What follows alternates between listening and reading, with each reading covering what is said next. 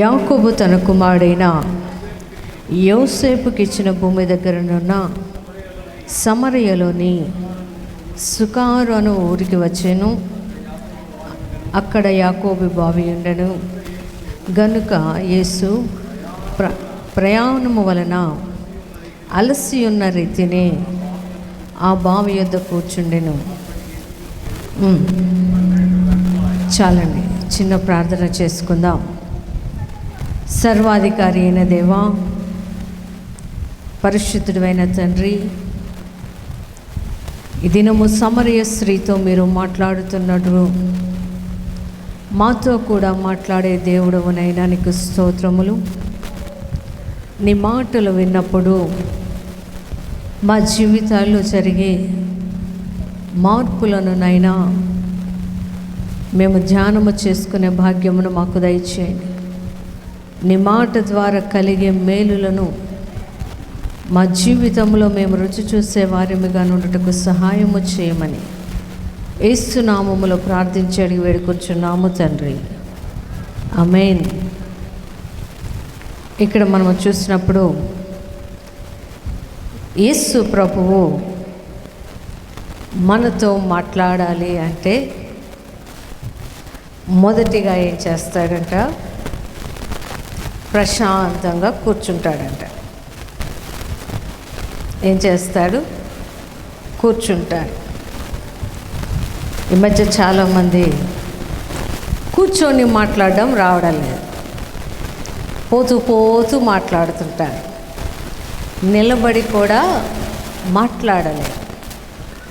కానీ యేసయ్య మాత్రం ఒక వ్యక్తితో మాట్లాడాలి అంటే ప్రశాంతంగా ఒక చోట కూర్చున్నాడు. ఆ స్థలము ఏమిటి అంటే యాకోబు తన కుమారుడైన యోసేపుకు ఇచ్చిన బావి దగ్గర కూర్చొని ఉన్నాడు. ఈ యాకోబును గురించి మనము చూసినప్పుడు ఆయన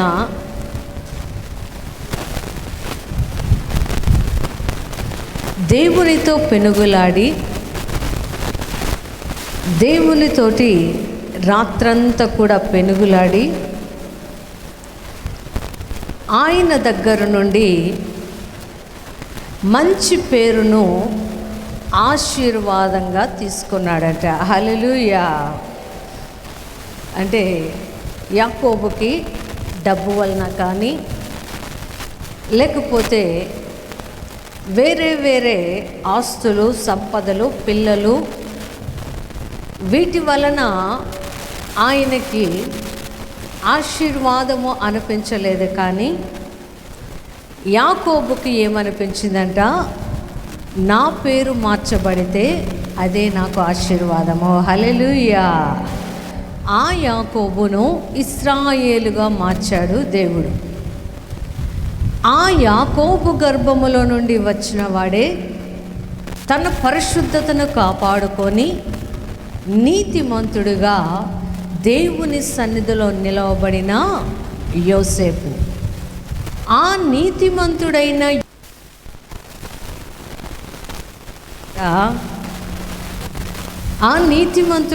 యోసేపుకి ఇచ్చిన ఆ బావి దగ్గర యేసయ్య కూర్చొని ఉన్నాడు. అయితే ఆయన అక్కడ ఒక ప్రాంతము నుండి పరిచర్య చేసుకుంటూ వెళ్తూ సమరేకు ఆయన వెళ్ళాలి అనేది లేకపోయినా కూడా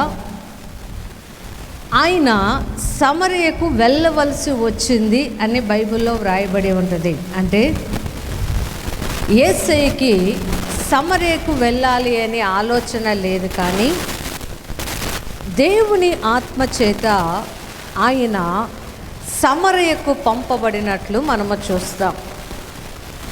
ఆ సమరయకు పంపబడిన ఆ స్థలములో కూర్చుని ఉన్నప్పుడు అక్కడికి ఒక సమరయ స్త్రీ వచ్చింది. ఆమెను గురించి మనకి చాలా బాగా తెలుసు. ఆమెకి భర్తలు 5 ఉన్నారు. అలానే ఇప్పుడు ఉన్న వ్యక్తి కూడా ఆమె భర్త కాదు అని మనకి తెలుసు. అలాంటి ఆ స్త్రీతోటి దేవుడు మాట్లాడుతూ ఉన్నాడు. మాట్లాడుతూ ఆమెని ఆయన అడుగుతూ ఉన్నాడు, నాకు దాహముగా ఉంది, కొంచెం నీళ్ళు ఇవ్వు అని. అంటే ఒక వ్యక్తితోటి మనం మాట్లాడాలి అంటే ఆ వ్యక్తి ద్వారా మనకి ఏదో ఒక అవసరత ఉంటుంది. యేసు ప్రభుకి సమరయ స్త్రీతో మాట్లాడడానికి కారణం ఏమిటంట, ఆయన అలసి ఉన్నాడు, కాస్త దాహముగా ఉంది. ఈమెతో మాట్లాడడానికి దేవునికి సమయము దొరికింది. ఆమె జీవితంలో ఆమెకు కావలసినది ఇవ్వడానికి, ఆ ఇచ్చే ఆ ప్రాసెస్లో దేవుడు ఆమెలో ఉన్న ప్రతి విధమైన బలహీనతల్ని ఆమె ద్వారానే ఒప్పిస్తూ ఉన్నాడు.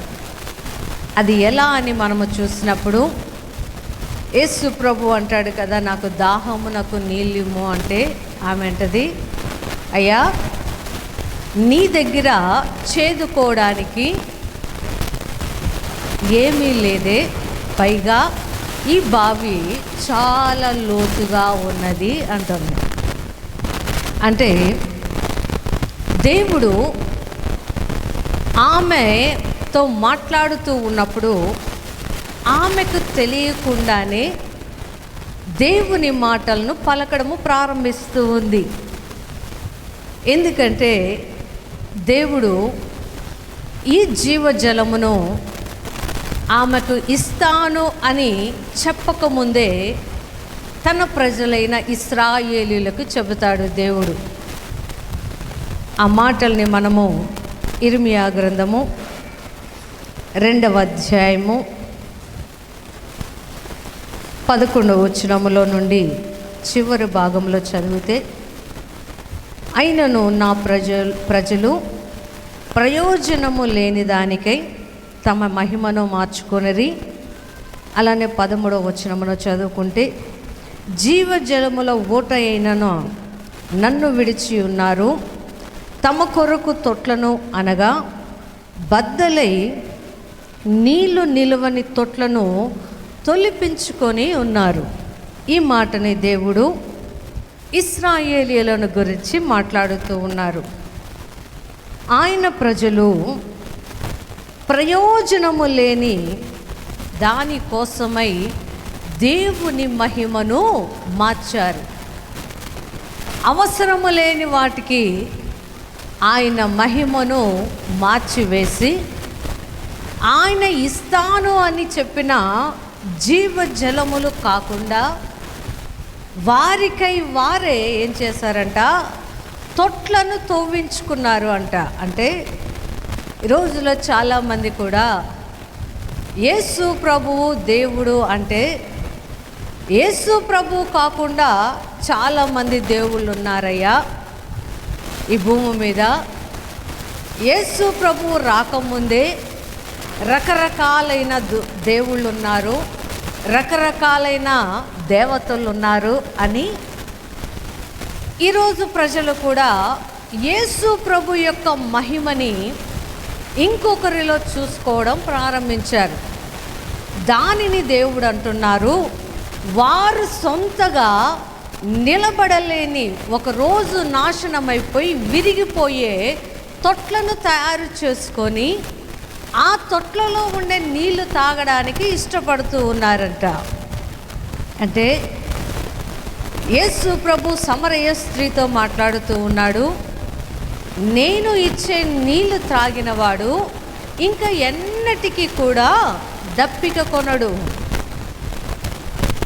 నేను ఇచ్చే ఆ జీవజలము ఊటను తాగినవాడు, అతనిలో నుండి జీవజల నదులు, ఊటలు బయలుదేరతాయి అని దేవుడు సమరయ స్త్రీతోటి మాట్లాడడానికి కారణం ఏమిటంట, ఈ యాకోబు బావి ఏదైతే ఉందో, ఈ యాకోబు బావికి సంబంధించిన ఇశ్రాయేలీయులు యెహోవాను విడిచి, దేవుని విడిచి ఆయన ఇచ్చిన కానానులో సమృద్ధిలో నివసిస్తూ, సమృద్ధిగా తింటూ, సమృద్ధి అయిన ఆహారమును భుజిస్తూ దేవుని గురించి మాట్లాడుతూ ఉన్నారు అంట. 8వ వచనమును చూస్తే, యెహోవా ఎక్కడ ఉన్నాడని యాజకులు అడుగుదురు, ధర్మశాస్త్రోపదేశకులు నన్నెరుగరు, ఏలికలను నా మీద తిరుగుబాటు చేయుదురు, ప్రవక్తలు బయలు పేరిట ప్రవచనములను చెప్పుదురు, నిష్ప్రయోజనమైన వాటిని అనుసరించుదురు. ఎవరంట వీరు? దేవుని చేత ఏర్పరచబడిన ఆయన ప్రజలు, ఆయన జనాంగము. దేవుడు ఇస్తాను అని చెప్పిన జీవ జలములను తృణీకరించి దేవుడు ఎవరు అనేదాకా వచ్చేసారంట. ఈ రోజుల్లో యేసు ప్రభుని గురించి కూడా అంటారు, మీ దేవుళ్ళు ఎంతమంది అండి మీకు అని. యేసు ప్రభు ఒక్కడే దేవుడు అంటే అదేంటి, యెహోవా దేవుడు కదా, యేసు ప్రభు కాకుండా ఇంకొక ఆయన కూడా ఉన్నాడంట కదా, మీకు దేవుళ్ళు ముగ్గురు కదా, అసలు యెహోవా ఎక్కడ ఉన్నాడు అని ఇశ్రాయేలు ప్రజలు ఎలా అయితే వారు తినిన దానిని బట్టి, వారు సుఖముగా ఉన్న దానిని బట్టి దేవుని తృణీకరించి మాట్లాడుతూ ఉన్నారో, ఈ రోజుల్లో కూడా చాలామంది వారికి కలిగిన సంపదలను బట్టి, వారికి కలిగిన ధనమును బట్టి, వారికి ఉన్న సుఖస్థితిని బట్టి దేవుణ్ణి తృణీకరించి మాట్లాడుతూ ఉన్నారు. అయితే ఈమె ఎక్కడ ఉందంట, ఇశ్రాయేలీయులకు సంబంధించిన నీతిమంతుడైన యోసేపు బావి దగ్గరికి వచ్చింది నీటి కోసం. ఆ నీటిని తాగుతున్న ఈమె శరీర సంబంధంగా దాహమును తీర్చుకోగలుగుతుంది, కానీ ఆత్మ సంబంధమైన దాహము మాత్రము తీరడం లేదు. ఆత్మ సంబంధమైన దాహము తీరకుండా ఉండడానికి ఇశ్రాయేలు ప్రజలు కూడా తృణీకరించారు. ఆ తృణీకరింపబడిన ఇశ్రాయేలీయుల బావి దగ్గరకే వచ్చి, ఎవరి చేతనైతే మనుషులను తృణీకరించబడుతున్నారో, ఎవరి ద్వారా మనుషులు నిరాకరించబడుతున్నారో, అటువంటి సమరయ అనే ఒక స్త్రీని దేవుడు ఏర్పాటు చేసుకున్నాడు. హల్లెలూయా. ఆయన ప్రజలే ఆయనను తృణీకరించినప్పుడు యాకోబుకు మోసగాడు అనే పేరును తీసివేసి ఇశ్రాయేలు అని ఆశీర్వాదము పొందుకున్న వ్యక్తులు దేవుణ్ణి విసర్జించినప్పుడు దేవుడు ఎవరిని పట్టుకున్నాడంట? మనుషులకి అంటరానితనముగా ఉన్న సమరయ స్త్రీని పట్టుకున్నాడు. హల్లెలూయా.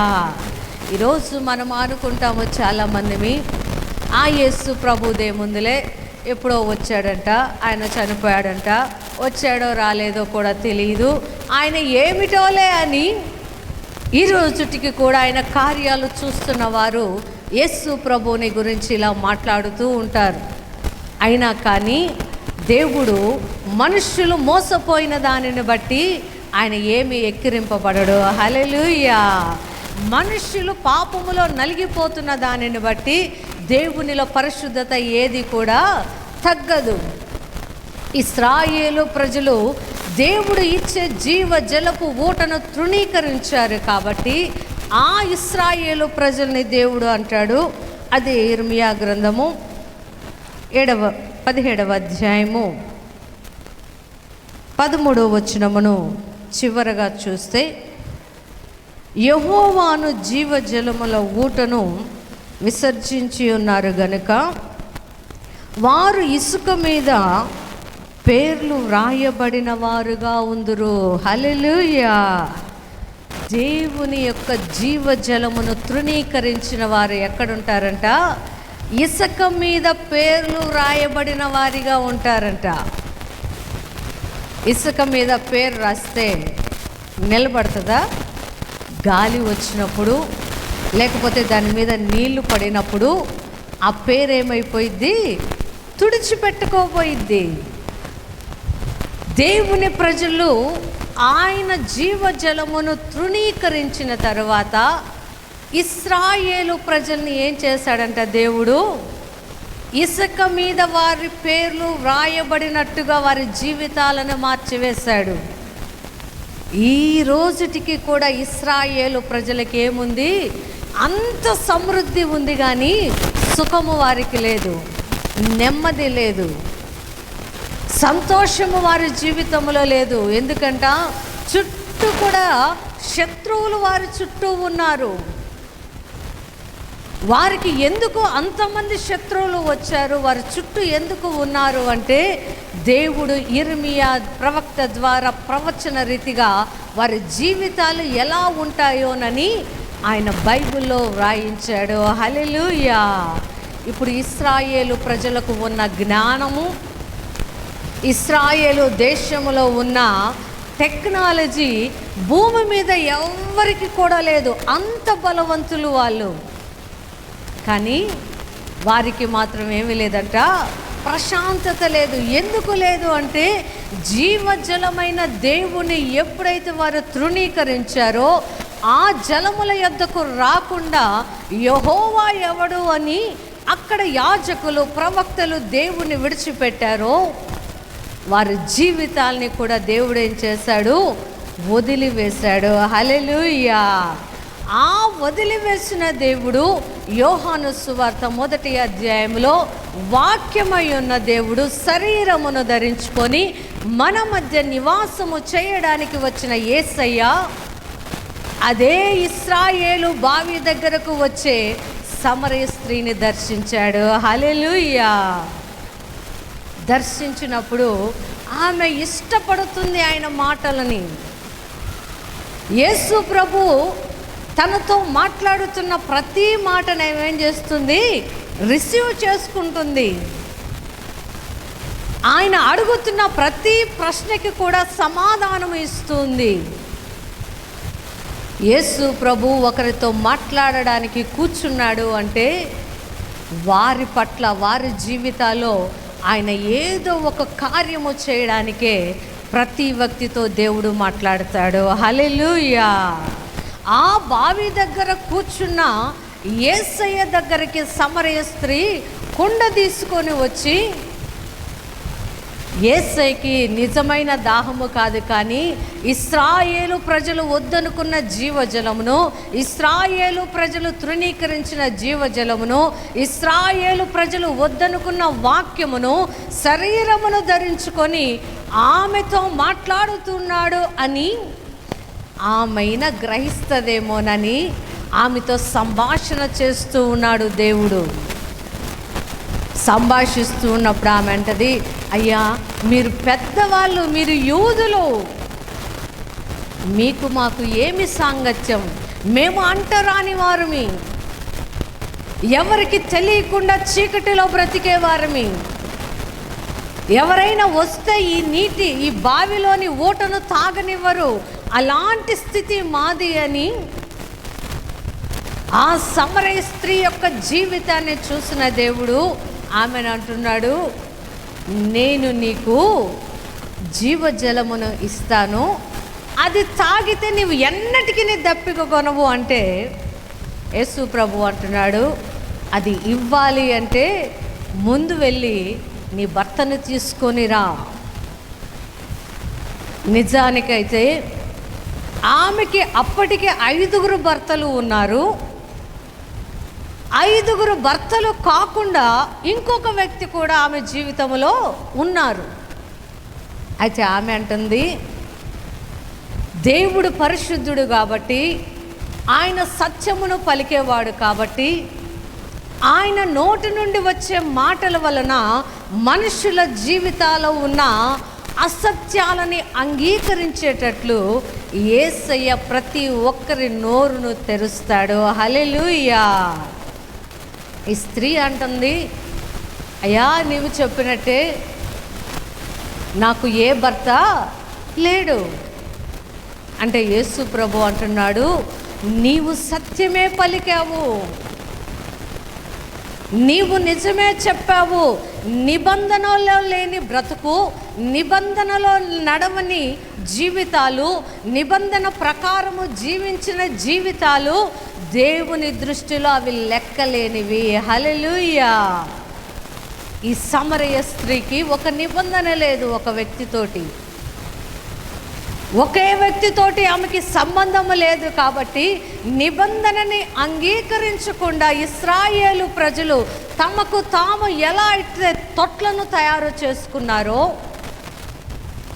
ఆ పగిలిపోయే తొట్లని వీరు ఎలా అయితే తయారు చేసుకున్నారో, ఈ సమరయ స్త్రీ కూడా ఏం చేస్తుంది? దేవుని నిబంధనలో లేని తన భర్తలని 5గురిని కలిగి ఉంది. ఆమె అంటుంది, యేసు ప్రభు చెప్పినమ్మటే నాకు ఏ భర్త లేడయ్యా అంటే ఆయన అంటున్నాడు, సత్యమే చెప్పావు, నిజమే చెప్పావు నీవు. యేసయ్య మనతో మాట్లాడుతూ ఉన్నాడు అంటే మనము సత్యము పలికే వారిగా చేస్తాడు. హల్లెలూయా. ఆయన జీవజలమును మనము తాగాలి అంటే, ఆ జీవజలపు ఓటను మనము అనుభవించాలి అంటే మనలో ఏముండాలంట? మన పాప స్థితిని ధైర్యముగా ఒప్పుకునే స్థితి ఉండాలి. మన జీవితాల్ని మార్చుకోగలిగిన మనస్సు మనకు ఉన్నప్పుడు దేవుడు ఇచ్చే జీవజలము ప్రతి ఒక్కరికి దొరుకుతుంది. హల్లెలూయా. ఈ స్త్రీ దేవుడు ఆమెతో మాట్లాడుతూ ఉంటే ఆమె అంటుంది, అయ్యా మా పితరులు, మా పూర్వీకులు, వారి కుమారులు, వారి మనవళ్ళు అందరూ ఇదే బావి నీళ్ళు తాగారయ్యా. నిన్ను చూస్తుంటే నాకు ఒక ప్రవక్తలాగా అనిపిస్తున్నారు. నీవు యాకోబు కన్నా, ఇశ్రాయేలు కన్నా గొప్పవాడివా అని యేసు ప్రభుని ఆమె ప్రశ్నిస్తూ ఉంది. ఎందుకంటే ఆమె జీవితమును గురించి ఎవరికి తెలియదు, చీకటి జీవితము ఎవరికి తెలియదు. ఆయన ఎక్కడో యూదా నుండి వచ్చిన యూదా మతమునకు సంబంధించిన వ్యక్తి అని ఆమె ఆలోచిస్తూ ఆయనతో సంభాషిస్తూ ఉన్నప్పుడు ఆమె అంటుంది, యాకోబు కన్నా నువ్వు గొప్పవాడివా? ఎందుకంటే నా జీవితం ఏమిటో నువ్వు నాకు చెప్తూ ఉన్నావు అంటే, యాకోబును గురించి నువ్వు చెబుతూ ఉన్నావు అంటే, జీవజలమును నీకు ఇస్తాను అని చెబుతూ ఉన్నావు అంటే, ఈ నీళ్ళు ఇచ్చిన వారికంటే నువ్వు ఇంకా గొప్పవాడివా అంటే యేసయ్య అంటున్నాడు, నీవు ఎలా అనుకున్నా వారికంటే కూడా నేను గొప్పవాడిని. హల్లెలూయా. నీవు ప్రవక్తవా అంటే ఆయన అంటున్నాడు, నీకు చెప్పుంటారు కదమ్మా మీ పితరులు, నీకు చెప్పుంటారు కదా అక్కడ ఆరాధించాలి, ఇక్కడ ఆరాధించాలి అని. అయితే ఒక్క కాలం వస్తుంది, ఆ కాలం వచ్చినప్పుడు, ఆయన వచ్చినప్పుడు మనుషులు అందరూ ఆత్మతోనూ సత్యముతోనూ ఆరాధిస్తారు అని చెప్పిన వెంటనే, ఈ మాటను వినిన వెంటనే ఆమెకేం గుర్తొచ్చిందంట? అవునయ్య, మా పెద్దవారు చెప్తూ ఉన్నారు, మెస్సియా అనే ఒక ఆయన వస్తాడు, ఆయన వచ్చినప్పుడు మేము ఎలా ఆరాధించాలి అని ఆత్మ జ్ఞానమును మాకు ఇస్తాను అని చెప్పాడు. ఆ మెస్సియవు నీవేనా అంటే యేసు ప్రభు అంటున్నాడు, నీ ముందు నిలిచిన వాడను, నీకు జీవజలపుల ఓటను ఇచ్చువాడను నేనే అని ఆ స్త్రీతో చెప్పాడు. హల్లెలూయా. అంటే ఇశ్రాయేలు ప్రజలు యెహోవా ఎవరు, దేవుడు ఎవరు అని ఆయనను తృణీకరించారు. ఈ సమరయ స్త్రీ అయితే ఇశ్రాయేలీయులను గురించి గొప్పగా ఆలోచిస్తూ ఉంది. ఇశ్రాయేలీయులు ఆరాధించే దేవుని గురించి గొప్పగా ఆలోచిస్తూ ఉంది. ఆయనను గురించి గొప్పగా వినింది కాబట్టి ఈమె ఎవరి కోసం ఎదురు చూస్తుందంట? మెస్సియా అనే ఒక ఆయన వస్తాను అన్నాడు, ఆయన మేము ఎలా బ్రతకాలి, ఆయనను దేవుని ఎలా ఆరాధించాలి అని మాకు నేర్పిస్తాడు అని పితరులు చెప్పిన మాటల్ని హృదయములో ధ్యానము చేస్తున్న మనుషులందరికీ చెడ్డదిగా కనబడే సమరయ స్త్రీని దేవుడు దర్శించాడు. హల్లెలూయా. ఒక్కొక్కసారి దేవుడు ఇచ్చే ఆశీర్వాదము మనుష్యులకి దేవుడు ఎవరు అనే ప్రశ్నలను లేవదీస్తూ ఉంది.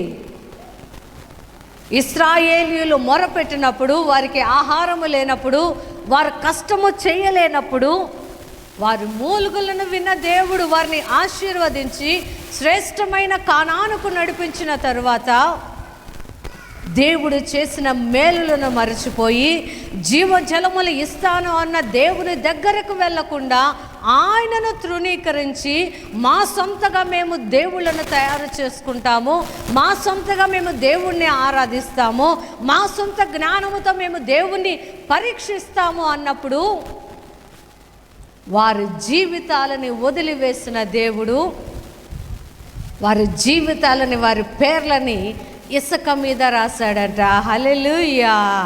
యేసు ప్రభువు బైబిల్లో ఒక ఉపమానం కడతాడు, చెప్తాడు. ఏమిటా ఉపమానము అంటే, ఇసుక మీద ఇల్లు కట్టుకొనినా బుద్ధిహీనుని పోలి ఉండును అంటాడు. ఇసుకకి స్థిరత్వం ఉండదు, ఇసుకలో గట్టిదనం ఉండదు. ఆ ఇసుక గాలి ఎటొస్తే రేణువులు అటు చెదిరిపోతూ ఉంటాయి. ఇశ్రాయేలు ప్రజల జీవితాలు కూడా అదే రీతిగా మార్చబడినట్లు మనము బైబిల్లో చూస్తాం. జీవజలాల్ని తృణీకరించిన ఇశ్రాయేలు ప్రజలను విడిచిన దేవుడు శరీరమును ధరించుకొని వచ్చినప్పటికీ కూడా యేసు ప్రభుని తృణీకారంగా మాట్లాడి ఆయన చేస్తున్న క్రియలను సమరయులు, పరిసయ్యులు, సద్దూకయ్యులు, ధర్మశాస్త్రమును తెలిసిన వారందరూ కూడా యేసు ప్రభువుని ప్రతి ఊరిలో త్రోసివేస్తూ ఉంటే అలసిపోయిన ఆయనకి సమరయ స్త్రీ అనే ఒక స్త్రీ దొరికింది. హల్లెలూయా. ఆ స్త్రీ ద్వారా ఒక పట్టణమునే దేవుడు తన రాజ్యంలో చేర్చుకున్నాడు. హల్లెలూయా. అందుకే ఆయన అంటాడు, జీవజలములు వద్దనుకున్న వారిని ఆయన ఏం చేశాడంట, ఇసుక మీద వారి జీవితాలను రాస్తే జీవజలములు కావాలనుకున్న వారి జీవితాలని దేవుడు రాతి మీద రాస్తాడంట. హల్లెలూయా. వారి పేర్లను ఎప్పుడు చెరిపివేయకుండా రాతి మీద వారి జీవితాల్ని కడతాడు. ఆ మాటని మనము ప్రకటన గ్రంథము 2వ అధ్యాయము 17వ వచనములో చూద్దాం.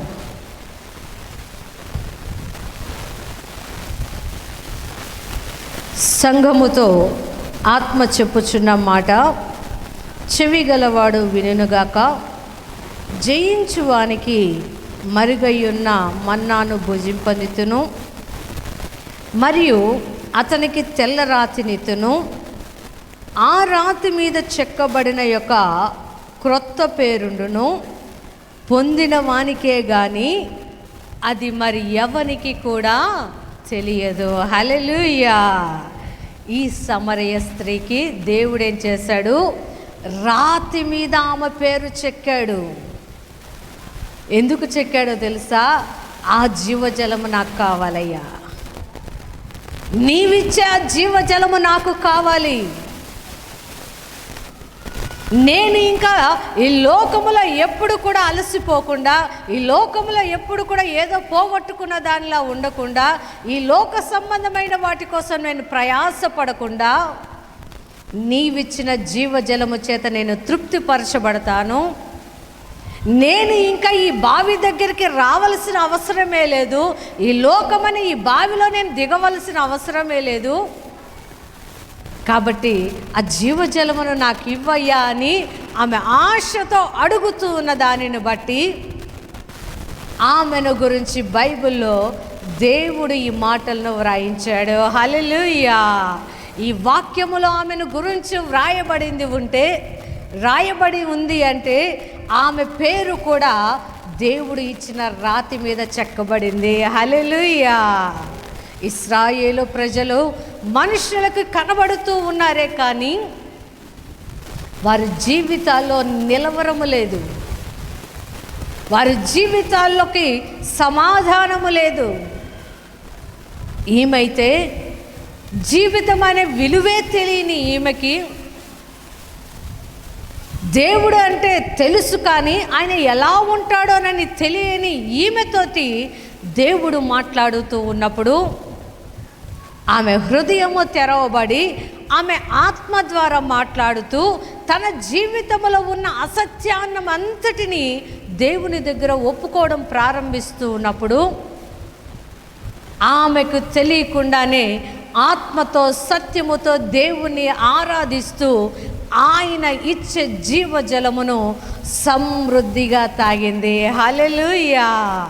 ఆ సమృద్ధి అయిన జీవజలమును తాగిన వారికి ఆయన ప్రకటన గ్రంథములో అంటున్నాడు, జయించిన వానికి నేను ఆహారం ఇస్తాను, మన్నాను భుజింపచేస్తాను.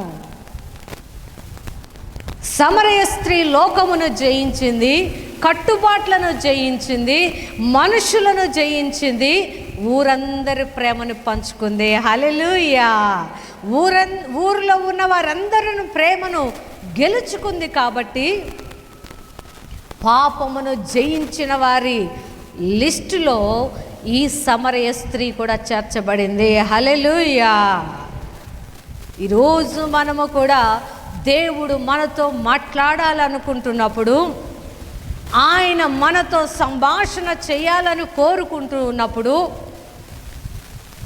ఆ సంభాషణను వినకుండా కూర్చోకుండా ఆ క్రైస్తవులకి ఏం పని బాటలేదులేండి, ఆ పాస్టర్లకి ఏం పని ఉందండి, ఎప్పుడు ఏదో ఒకటి చెప్తూ ఉంటారు. పాస్టర్లకు ఎందుకు ఉండదు పని? పాస్టర్లకు పని ఏమిటి? వాక్యము చెప్పడమే పాస్టర్ల పని లేక కాదు, యేసయ్య పని చేయలేక కాదు. సమరయ స్త్రీ దగ్గరికి వెళ్ళింది. నశించిన వారి కొరకు ఆయన వెదకి రక్షించడానికి వచ్చాను అని మాటను నెరవేర్చడానికి, ఆయన చెప్పిన వాక్యమును, ఆ మాటను ఎవరైతే అంగీకరిస్తారో వారి జీవితాల జీవజలమును ఇవ్వడానికి, ఆ జీవజలమును తాగిన వారు సజీవులుగా దేవుని దగ్గరికి చేర్చబడిన తర్వాత, జయింపబడిన వారు అనే గుంపులో చేరిన తర్వాత వారికి శ్రేష్టమైన ఆహారమును భుజింపజేసి, ఏ మనిషి కూడా ఎవరికి పెట్టని, వారికే తెలియని ఒక కొత్త పేరును దేవుడు వారి కొరకు కేటాయిస్తాడు. హల్లెలూయా. యాకోబుకు ఒక పేరు పెట్టాడు యేసయ్య, ఇశ్రాయేలు అని. అదే ఇశ్రాయేలులు జీవజలపు ఓటను తృణీకరించిన తర్వాత వారి పేర్లు ఇసుక మీద వ్రాయబడ్డాయి. ఈరోజు దేవుడు మనతో మాట్లాడుతూ ఉన్నాడు అంటే ఆయన శ్రేష్టమైన జీవితాన్ని మనకు ఇవ్వడానికి, ఆత్మ ద్వారా మనము ఎలా మాట్లాడాలి, ఆత్మ ద్వారా దేవుని ఎలా ఆరాధించాలి, మనము సత్యము ఎలా పలకాలి అని నేర్పించడానికి యేసు ప్రభు మనతో మాట్లాడతాడు. హల్లెలూయా. సమరయ స్త్రీతోటి యేసు ప్రభు మాట్లాడడానికి కారణము, యిర్మీయా ప్రవక్త ద్వారా ఆయన పలకబడిన ప్రవచనములోని మాటలను నెరవేర్చడానికి యేసు ప్రభు సమరయ స్త్రీతో మాట్లాడాడు. ఈరోజు మనుషులు యేసు ప్రభుని గురించి ఎంత తృణీకారంగా మాట్లాడినా, మనుషుల చేత తృణీకరింపబడిన వారినే చెయ్యి పట్టుకొని దేవుడు పైకి లేవనెత్తుతాడు. హల్లెలూయా. ఈరోజు దేవుడు మనకు సమృద్ధి ఇచ్చాడు అంటే, మనము కోరుకున్న దానిని ఆయన ఇచ్చాడు అంటే మనల్ని ప్రేమిస్తున్నాడు అని అర్థం. అలాంటి ప్రేమ కలిగిన దేవునిని ఒకరోజు మరిచిపోతే మనం కూడా ఎలాంటి వారమంట? బద్దలైపోయే తొట్లను కట్టుకున్న వారం, ఆయనను మహిమను మార్చివేసే వారమి, అవసరము లేని నిష్ప్రయోజనమైన వాటిని ఆశిస్తున్న వారిమి. అలాంటి మన దగ్గరికి వాక్యము ద్వారా వచ్చిన యేసయ్య మనల్ని దర్శించి మనతో మాట్లాడినప్పుడు, మనలో ఉన్న బలహీనతలన్నిటిని ఒప్పుకొని విడిచిపెడితే ఆ జీవజలమును మనకు ఇస్తాడు. పరలోకములో ఉండే మన్నాను భుజించడానికి మనకి యోగ్యతను ఇస్తాడు. హల్లెలూయా. అట్టి ధన్యతను దేవుడు మనకు దయచేయునుగాక. ఆమేన్.